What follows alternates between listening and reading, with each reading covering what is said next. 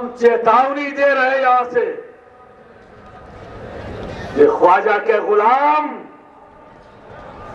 تھوڑی دیر کے لیے سو گئے تھے، تھوڑی سی آلس آ گئی تھی، تھوڑی سی اپنی ذمہ داریوں کا احساس کرنے میں دیری ہوئی، اور اب جاگ چکے ہیں۔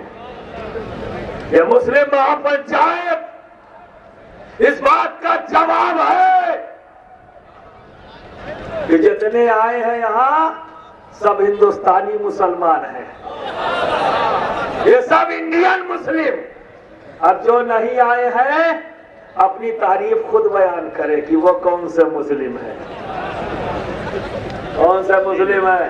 کیونکہ ہمیں اسلام خواجہ سے ملا ہے، ہمیں ہمارے راجہ سے ملا ہے۔ تو دوستو، پروپیگنڈا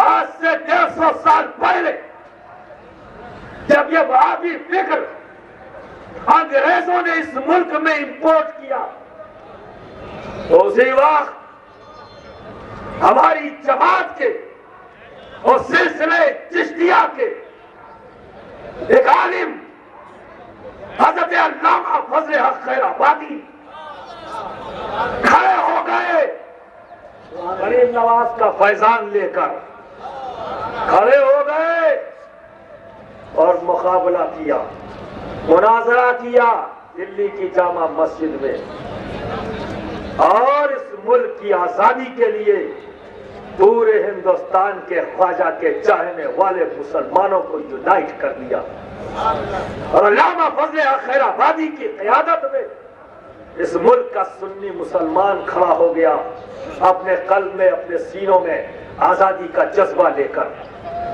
خون بہایا۔ 50,000 سے زیادہ علماء اہل سنت ملک کی آزادی اس کی طرف لے کر سولی پر چڑھ گئے۔ یہ قربانیاں ہیں دوستو۔ آج پھر اس ملک پر اسی طرح کے خطرے ہیں۔ یہ خواجہ کے دیوانوں کی، خواجہ کے چاہنے والوں کی پھر سے ذمہ داری ہے، ہمیں اپنے ملک کو بچانا ہے، اور ایسی فکر رکھنے والوں کو منہ توڑ جواب دینا ہے، اور اپنی حکومتوں کو بتانا ہے کہ آپ کنفیوز ہو، آپ کو غلط فہمی ہے، آپ کو غلط فہمی ہے۔ جب ہمارے اکابرین نے کہا کہ ان کی امامت قبول نہیں، آج تک ہم مانتے چلے آ رہے ہیں۔ کوئی بھی سنی مسلمان کسی وہابی کی امامت نماز نہیں پڑھتا۔ آج اس منچ سے آل انڈیا علماء مشاہد بورڈ، جو ہندوستان کے سنی صوفی مسلمانوں کا یونائٹڈ پلیٹ فارم ہے، جو ہندوستان کی ہر خانقاہ سے بیٹھے ہوئے ذمہ داروں کا بورڈ ہے اور ان سے وابستہ علماء کا بورڈ ہے، یہ بورڈ اعلان کرتا ہے کہ امامت تو پہلے ہی ہمیں قبول نہ تھی، اب قیادت بھی قبول نہیں، اس لیے کہ یہ وہابی اپنی امامت قیادت کے ذریعے منوانا چاہتے ہیں، اور اسی لیے انہوں نے پولیٹیکل گیلری میں اقتدار حاصل کر کے اس ملک کے وقف بورڈ اور حج کمیٹی پر قبضہ کر لیا، تاکہ وقف بورڈ کے ذریعے ہم اس ملک کی جو وقف کی مسجدیں ہیں ان پر قبضہ کر لے۔ آج یہ ہو رہا ہے کہ پورے ہندوستان کے وقف بورڈ پر وہابی آئیڈیالوجی کے لوگ بیٹھ گئے اور وہاں سے ہماری مسجدوں پر قبضہ کر رہے ہیں۔ امام وہابی مقتدی سنی، بتاؤ قیادت کے راستے سے اپنی امامت نہیں منوا رہے؟ آج اسی قیادت کے راستے سے امام آئے ہیں، کہا کہ حرم شریف کے آئے ہوں گے، کیا فرق پڑتا ہے؟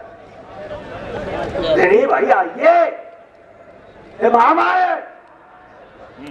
جنہیں حج کرنے کی سعادت حاصل نہیں ہوئی، جو عمرہ کرنے نہیں جا سکے، مسلمانوں بہت اچھا موقع ہے، امام آئے ہیں، نماز پڑھ لیجئے۔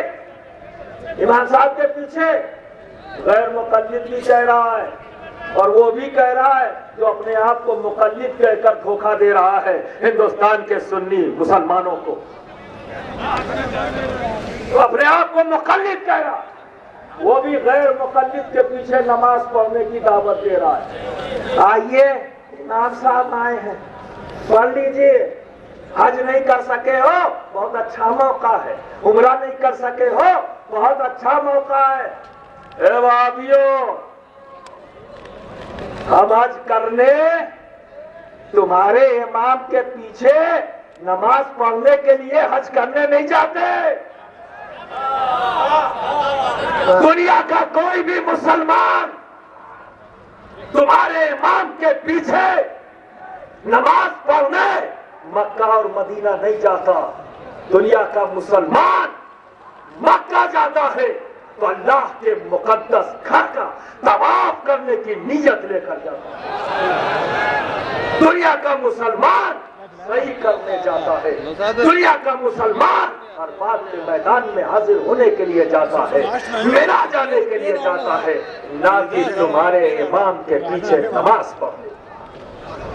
ہم مدینہ جاتے ہیں، تمہارے امام کے پیچھے نماز پڑھنے نہیں، اپنے آقا کی بارگاہ میں حاضر ہونے کے لیے جاتے ہیں، حاضر ہونے کے لیے جاتے ہیں۔ اور اس محبت کے ساتھ، اس یقین کے ساتھ، ہم تو گنہگار ہیں، خطا کار ہیں، عصیاں کار ہیں، یہ تو آقا کا کرم ہے، اس لائق نہ تھے کہ ہم وہاں کھڑے ہو سکتے۔